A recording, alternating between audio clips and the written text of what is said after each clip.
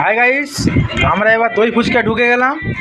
আমার বন্ধু দই ফুচকা সাজিয়েছে, একটা একটা করে পাট ভাবে সব দিয়ে, টক দই দেওয়ার পর বিট লবণ দেওয়ার পর এরপরে যাচ্ছে পাপড়ি।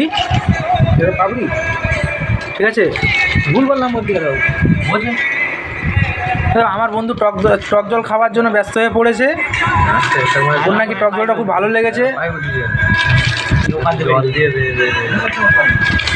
আমাদের কাকা সবজি বাজার করে এলো, আসার পর বেগুন এবার পুড়ো করবে, এবার সবাই খাওয়া হবে।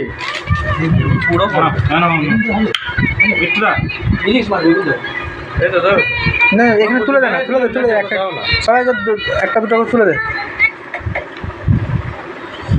রাইস সবকে দেওয়া হচ্ছে দুটো দুটো করে খাওয়ার জন্য, সবাই টেস্ট করে বুঝতে পারবে কেমন হয়েছে। আমার বন্ধু খুব ভালো বানায়। এ দেখুন গাইস, আমি খাচ্ছি।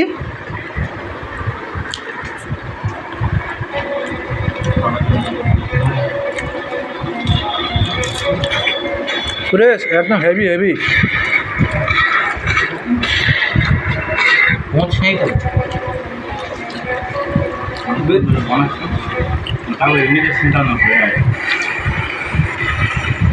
পানি ফুলে রেখে দিল বাবুদা।